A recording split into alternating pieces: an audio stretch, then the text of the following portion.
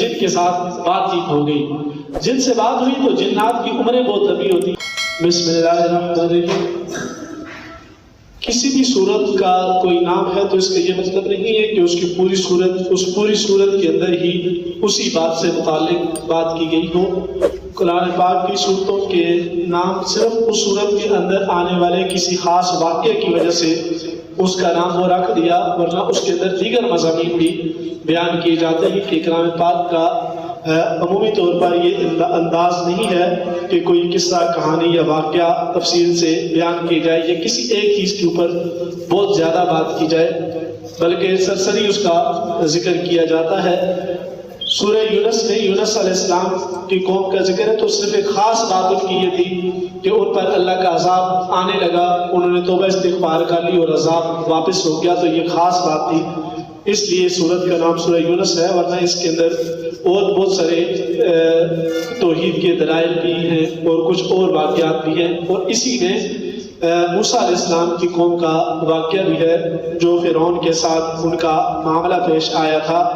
اس میں سے ایک خاص بات کہ موسیٰ علیہ السلام اپنے ماننے والوں سے کہنے لگے، وقال موسیٰ یا قومی، اے میری قوم، ان کنتم آمنتم باللہ، اگر تم اللہ کے اوپر ایمان لاتے ہو، فتوکلوا، اسی کے اوپر توکل کرو.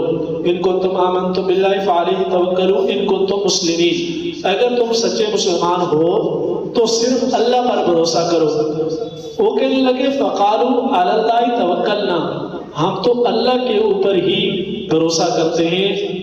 ربنا لا تجعلنا فتنة للقوم الظالمین، اے ہمارے رب ہمیں ظالم قوم کے لیے فتنہ نہ بنانا. اب یہ فتنے کا مطلب ہوتا ہے آزمائش یا امتحان.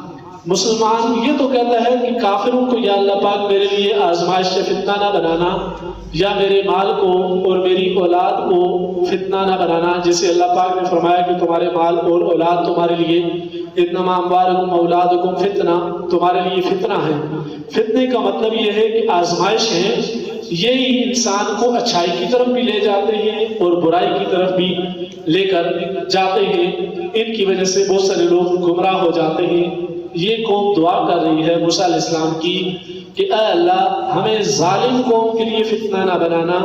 اس دعا کا کیا مطلب ہے؟ اس پر مفسرین نے ایک بڑی اچھی بات لکھی اور لکھا کہ دیکھیے، جب بھی کہیں حق کا اعلان ہوتا ہے تو لوگ 3 گروہوں میں تقسیم ہو جاتے ہیں. ایک گروہ ہوتا ہے جو حق کے ساتھ کھڑا ہو جاتا ہے اور کہتا ہے کہ بس یہ حق ہے، ہم پوری قوت کے ساتھ اپنی جان، مال اور صلاحیتوں کے ساتھ اس حق کے ساتھ کھڑے ہیں. کچھ لوگ ایسے ہوتے ہیں کہ جو بالکل حق کے مخالف کھڑے ہوتے ہیں، یعنی باطل گروہ ہوتا ہے، وہ حق کے ساتھ لڑنے والے ہوتے ہیں. ایک تیسرا گروہ ہوتا ہے جو حق والوں کے ساتھ نہیں ہوتا، وہ یوں کہتا ہے حق والوں سے کہ کیا ضرورت ہے، آپ یہ جو کام کر رہے ہیں یہ کبھی بھی غالب نہیں آنے والا، آپ ضرور اس میں خسارہ اٹھائیں گے، ضرور ضرور خسارہ اٹھائیں گے، ایسے نہیں ہو سکتا. کافر کے پاس اتنی طاقت ہے، ان کے پاس وہ ٹیکنالوجی ہے کہ آپ اس کا مقابلہ کر ہی نہیں سکتے. لہذا بہتر یہ ہے کہ ان کی حکمرانی مان لینی چاہیے. جیسے ہم نے ان کی بات مانی ہوئی ہے، آرام سکون سے رہتے ہیں، زندگی کی ساری سہولیات ہمیں دستیاب ہیں اور ہم ان کے ساتھ بڑی سہولت کے ساتھ رہ رہے ہیں. تو آپ بھی اس ظالم کو مان لیں. جب آپ اس کو مان لیں گے تو یہ اپنے خزانے کے منہ آپ پر کھول دے گا. آپ کو دنیا کی آسائشیں، نعمتیں ملیں گی، آپ کے ساتھ تجارت ہوگی، آپ کے ساتھ لین دین ہوں گے، آپ کو ویزے ملیں گے، آپ کو ساری دنیا کی آسائشیں ملیں گی. آپ بس اس کی طاقت کو مان لیں. تو اگر یہ ان کی بات جب حق والے نہیں مانتے تو پھر یہ ٹو میں لگے رہتے ہیں اور دیکھتے رہتے ہیں کہیں کہیں حق والوں کو نقصان پہنچے. جیسے ہی حق والوں کو کہیں نقصان پہنچے تو ایک دم سے آ کر کھڑے ہوتے ہیں، کہتے ہیں ہم نے نہیں کہا تھا کہ نہ لڑو، نہیں لڑ پاؤ گے، دیکھا کتنا نقصان کیا ہے تم نے اپنا، کتنا نقصان کیا، جو بچی ہوئی طاقت تھی وہ بھی تم ضائع کر بیٹھے. اگر ان کے ساتھ نہ لڑتے تو کم از کم یہ طاقت تو بچی تھی نا، کچھ تو سہولت سے دے رہے تھے. اور اگر کبھی ایسا ہو جائے کہ اللہ حق والوں کو غالب کر دے تو فوراً آگے کھڑے تھے، ہم اوپر اوپر سے ادھر تھے، لیکن دیکھیں آپ کی ساری مدد ہم نے کی ہے، ہم نے ہر طرح سے آپ کی مدد کی ہے، اخلاقی بھی کی ہے، جانی بھی کی ہے، ہم سامنے نہیں آئے، سامنے نہیں آ سکتے تھے، لیکن دل سے ہم آپ کے ساتھ تھے۔ یہ جو قوم ہے ان کو منافق کہا جاتا ہے کہ جو پلڑا غالب آ جائے فوراً اس کے ساتھ ہو جاتے ہیں، کبھی دل کرتا ہے تو اسلام کا نام لے کر یوں کھڑے ہو جاتے ہیں کہ ہم تو اسلام کے سب سے آگے سپاہی ہیں، اور جیسے ہی کبھی ان کو موقع مل جائے باطل کے تو فوراً اسلام کے خلاف اپنا ووٹ اٹھا کر کھڑے ہوتے ہیں، اسلام کی مخالفت میں بھی کھڑے ہوتے ہیں۔ کبھی تو یہ مجاہد اسلام ہوتے ہیں اور کبھی یہ دشمن اسلام بنے ہوتے ہیں، یہ منافقین کا گروہ ہوتا ہے۔ اب ایسی صورت میں حق والے یہ دعا کر رہے ہیں کہ یا اللہ اگر تو ہم غالب آ جائیں تو آپ کا خاص کرم ہے، اور اگر ہم مغلوب ہو گئے تو پھر ایسا ہوگا کہ یہ جو گروہ فتنہ کرنے والا ہے ایک بڑی مدت تک ہماری اس شکست کو لے کر مسلمانوں کو ڈراتا رہے گا، وہ تمہارے بھائی بھی کھڑے ہوئے تھے کتنا نقصان ہوا، وہ تمہارے بھائی بھی کھڑے ہوئے تھے نقصان ہوا تھا، لہٰذا تم کھڑے نہ ہو، تو ہماری اس شکست کو یہ ظالم لوگ فتنے کا ذریعہ بنا لیں گے۔ الٹا حق کے لیے کہیں بھی کوئی بولنے والا ہوگا تو ہماری مثال دے کر اس کو ڈرایا جائے گا۔ تو یا اللہ ہمیں ایسا دنیا کے اندر مغلوب نہ کرنا کہ ہم مغلوب بھی ہو جائیں اور پھر ہماری وجہ سے کوئی جرأت کی بات کرنے کی جرأت بھی نہ کرے، جب جرأت کی بات کرے تو اس کو ہماری مثالیں دے کر ان کے حوصلے پست کرنے کی کوشش کی جائے۔ تو یہ دعا تھی کہ ربنا لا تجعلنا فتنة للقوم الظالمین، اے اللہ ہمیں اس ظالم قوم کے لیے فتنہ نہ بنانا، ونجنا برحمتک، اور ہمیں نجات عطا فرمانا خاص اپنی رحمت سے۔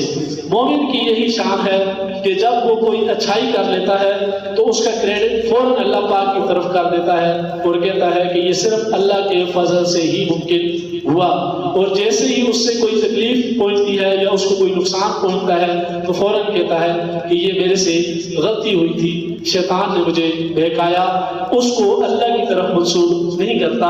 یہی حال ہے کہ ہم عقائد کی کتابوں میں بھی پڑھتے ہیں کہ آدمی کو نیک اعمال کرتے رہنا چاہیے، نیک اعمال سے اس کا عمل، اس کا ایمان بڑھتا چلا جاتا ہے۔ ہم اللہ سے نا امید نہیں ہیں لیکن اپنی نیکی کے اوپر پورا بھروسہ بھی نہیں کرتے، ہم یہی امید رکھتے ہیں کہ اللہ جو جنت میں داخل کریں گے خاص اپنے فضل سے داخل کریں گے، ہماری نیکی کی وجہ سے ہم نہیں جا سکتے جنت میں۔ ہم گناہوں سے ڈرتے ہیں لیکن اگر ہم سے غلطی ہو جائے تو ہم اللہ سے نا امید نہیں ہیں، انشاءاللہ اللہ ہماری اس غلطی کوتاہی کو ضرور معاف فرمائے گا۔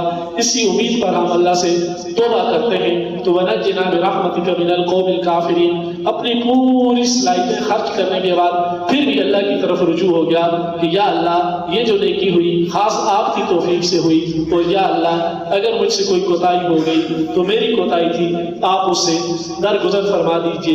یہ موسیٰ علیہ السلام نے دعا کی۔ پھر اسی کے آگے مزید واقعہ بھی ہے کہ کس طرح فرعون ان کے پیچھے نکلا، اللہ پاک نے دریا میں سے راستہ نکال دیا۔ جب موسیٰ علیہ السلام کا لشکر پار ہو گیا، فرعون بیچ میں پہنچا، جب وہ پانی بہنے لگا تو پھر اس وقت کہنے لگا کہ آمنت بنی اسرائیل، کہ میں آمنت برب موسیٰ و ہارون، کہ میں موسیٰ اور ہارون کے رب پر ایمان لاتا ہوں۔ اللہ پاک نے ارشاد فرمایا آنا، ابھی تم ایمان لاتے ہو، وقت عصیتا، پہلے تو آپ انکار کرتے تھے۔ یہ ساتھ سورہ یونس کا خاص طور پر یونس علیہ السلام کی قوم کا ذکر کیا کہ فرعون نے جب غرق ہونے کے قریب آیا پھر دعا مانگی، اللہ نے اس کی دعا کو قبول نہ کیا، اس کو غرق کر دیا۔ لیکن قوم یونس کے اوپر جب عذاب قریب آ گیا وہ ایک دم سے اپنے مال مویشی لے کر اکٹھے ہو گئے، اللہ سے توبہ استغفار کرنے لگے، اللہ نے ان کی توبہ کو قبول کر لیا۔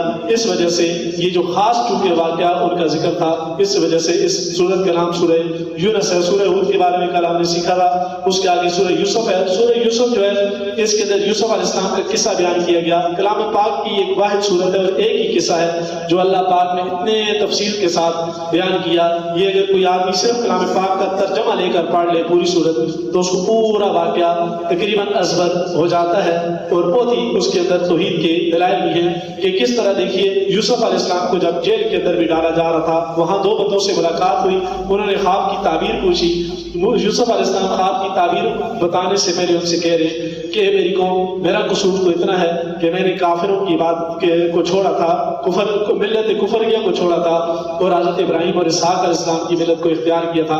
फिर कहते हैं या साहिब जिस्सिनी अअरबाब मुतफर्रिकून खैरुन अमिल्लाहुल वाहिदुल क़हार, क्या बहुत सारे खुदा अच्छे होते हैं, ये खुदा ही अच्छा होता है। फिर उसके बाद उनको ख्वाब की ताबीर बताते हैं। फिर जेल में चले जाते हैं तो वहां पर भी अल्लाह को नहीं छोड़ते, तौहीद को नहीं छोड़ते, अल्लाह पर सब्र और तवक्कुल को बाकी रखते हैं। फिर अल्लाह पाक उनका उसको अजर अता फरमाते हैं। वो यूसुफ के जिनको भाई कुएं में डालते हैं, जिनको एक औरत मकर करके इल्जाम लगाकर जेल में डालती है, अल्लाह उनको निकाल कर वजीर खजाना तक बना देते हैं। फिर इस अजीज मिस्र की दुनिया से रुखसती के बाद अल्लाह पाक उनको मिस्र का तख्त भी अता फरमाते हैं। फिर जब उनके वालिदैन आते हैं तो फिर वो उनको इज्जत एहतराम के साथ बिठाकर फिर भी ये नहीं कहते कि जी मैंने बड़ी मेहनत की, बड़ा बर्दाश्त किया, बड़ा सब्र किया, ऐसा नहीं कहते, बल्कि कहते हैं रब्बी क़द आतैतनी मिनल मुल्क वअल्लमतनी मिन तावीलिल अहादीस, कि अल्लाह तेरा बड़ा करम हुआ, तूने मुझे बादशाही अता की, मुझे ख्वाबों की ताबीर का इल्म भी सिखाया। ये सारा कुछ आपके करम की वजह से हुआ।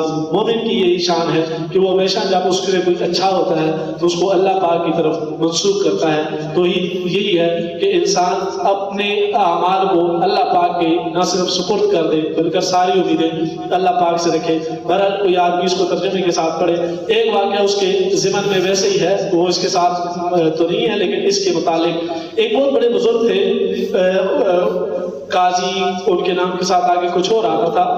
तो वो एक दफा किसी आदमी को किसी गांव में गए तो वहां पता चला यहाँ चिकवार के इलाके में किसी आदमी को जिन्नात हैं। तो वो वहां पर पहुंचे और उसके वो कोई जो तरीका है जिन्नात वगैरह निकालने का वो किया, तो जिन के साथ बातचीत हो गई। जिन से बात हुई तो जिन्नात की उम्रें बहुत लंबी होती हैं, तो उस जिन से पूछने लगे कि ये जो आपकी उम्र कितनी है? उसने कहा कि जी मेरी 5000 साल उम्र है। उससे पूछा कि अच्छा कौन से जमाने से? उसने कहा कि मैं याकूब अलैहिस्सलाम के जमाने से हूँ। ये बात की तो फिर थोड़ा सा सोचने लगे, कहते हैं मैं कलाम पाक पढ़ता हूँ, उसके अंदर सूरह यूसुफ है, लेकिन यहाँ पर जो जुलेखा थी उन्होंने यूसुफ अलैहिस्सलाम को बहकाने की भी कोशिश की। बाद में फिर ऐसा हुआ कि यूसुफ अलैहिस्सलाम उधर से निकल भी आए। जब तक निकल आए तब तक तो अजीज मिस्र, वो वाला अजीज मिस्र मर भी चुका था। बस एक दिल में ख्याल है कि क्या जुलेखा से यूसुफ अलैहिस्सलाम की शादी हुई थी या नहीं हुई थी। तो वो जिन कहने लगा कि जी अल्लाह की कसम शादी हुई थी, मैं भी उस शादी में शरीक था। तो उन्होंने कहा कि फिर एक डाउट है कि अल्लाह पाक फरमाते हैं कि अल खबीसातु लिल खबीसीन वल खबीसूना लिल खबीसात व तय्यिबातु लित तय्यिबीन, कि पाक मर्दों के लिए पाक औरतें हैं और नापाक मर्दों के लिए नापाक औरतें हैं। अब यूसुफ अलैहिस्सलाम कितने पाक थे जबकि उस औरत ने बदकारी का इरादा किया था, तो फिर कैसे शादी हुई? तो वो जिन कहने लगा कि हजरत आप तो आलिम हैं, क्या आपको नहीं पता कि कोई आदमी गुनाह का इरादा कर ले इससे तो गुनहगार नहीं होता।